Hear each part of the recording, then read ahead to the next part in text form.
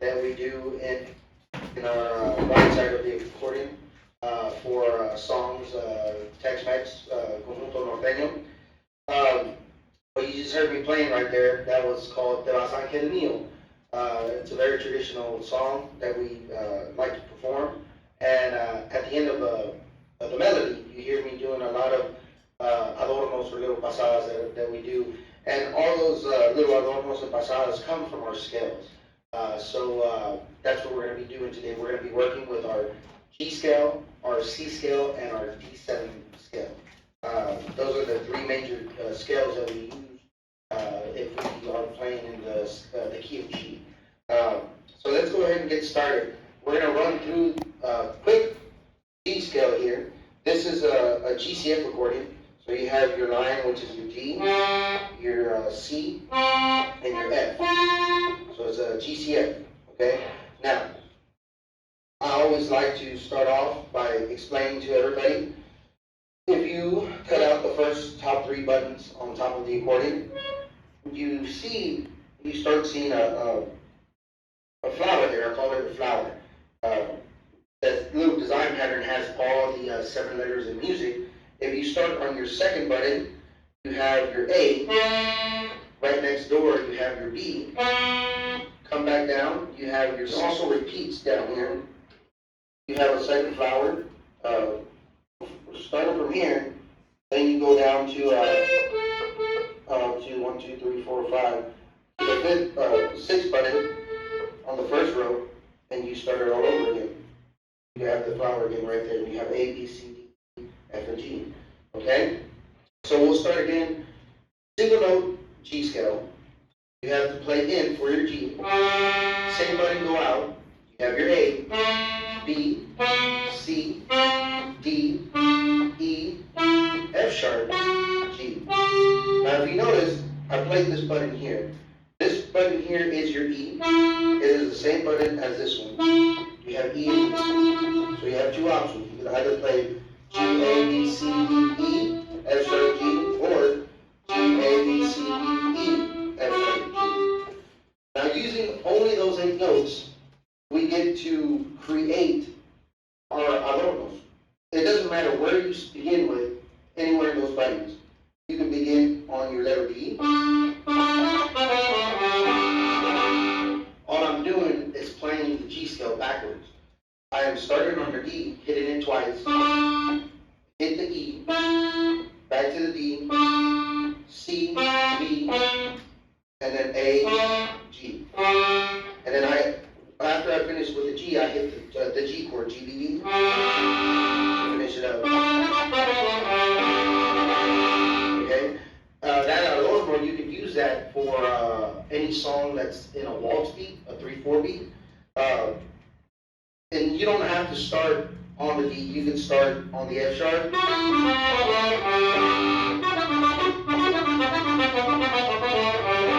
That's another little adorno that you could use for just regular 2-beat songs. Again, I'm starting on the D, F sharp, E, D, C, E, D, C, B, D, C, B, A, G. And it's almost like a loop. It doesn't, when you're creating adornos or pasadas, you're noticing I'm not using any other buttons but the 8 buttons in the G scale. As long as you fall onto the G chord, you have to figure out where your G chords are at. Well, on this first line, if you go in, you have G, B, D, then the second another octave, and then one more octave. So you have 3 octaves of G, the G chord on the first row. But you also have your B here, your D here, and your G here. So another G chord. You have G, B, D, G, B, D, and G, B, D. So any of those chords you could fall on and you will still be in your G chord. Now, since we are working only with a single note on the upper half of the accordion, from here you could create endless pasadas.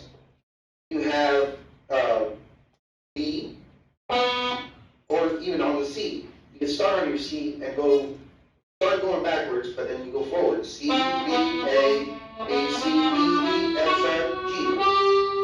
This is a pasada that you could use for the finale of a song. And then finish on your G chord there. Okay? So once again, you use C, B, A, then go forward. C, A, B, C, D, E, F sharp, G. And then finish on your chord. Now I'm finishing going out, but you could also finish going in. Or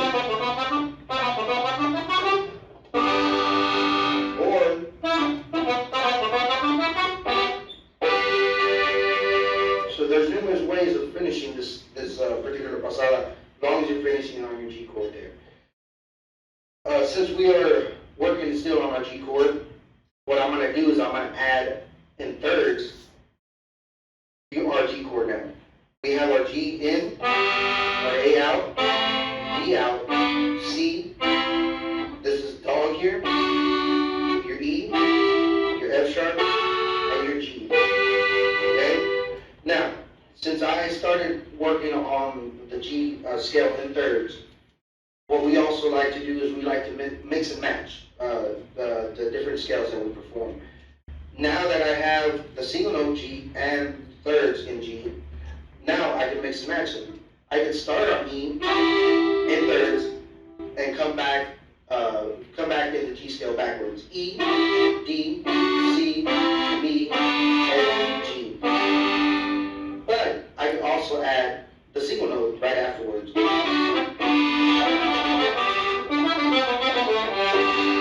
Now all I was doing, I was playing E, D, C, D, B, C, D, B, A, G. With a G chord. Then I come back and do single notes.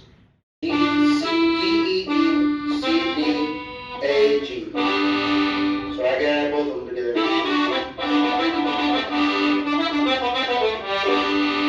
And if you notice, I'm finishing in, but I could also finish out.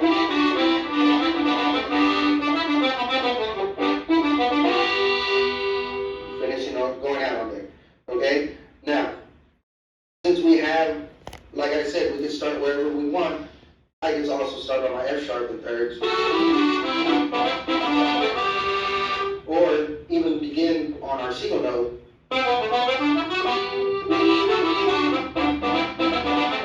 Finish in thirds. Okay, so it's an endless form of what we could do here. Okay?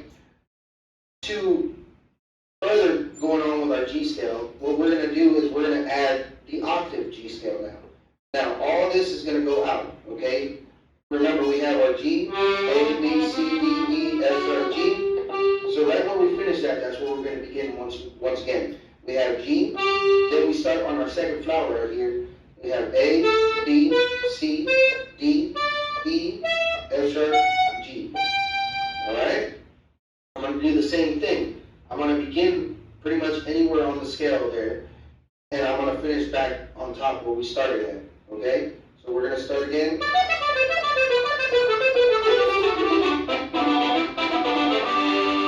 If you notice, I added the single note G, the octave, down here. I started off with a D again, to the F sharp, to the E, back to the D, C, E, D, C, B, D, C, B, A, and then G in thirds. Then I started in the thirds. F sharp, E, D, C, B, C, B, B, A, G. Alright? Now, we can also add the G scale in thirds.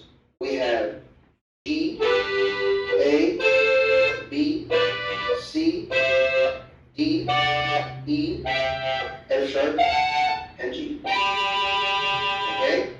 Now, using that scale in thirds, we could start, we could repeat 2 octaves. We could start on E, and then start on the lower octave. Okay, so now we have E, D, C, B, E, C, B, and G. Now you repeat that on the lower octave, E, D, C, B, E, C, B, E, and G. Okay? And you also have, so we wouldn't forget, since you have your entire line GBD, you can play your entire line going in on the first row. Or come back up.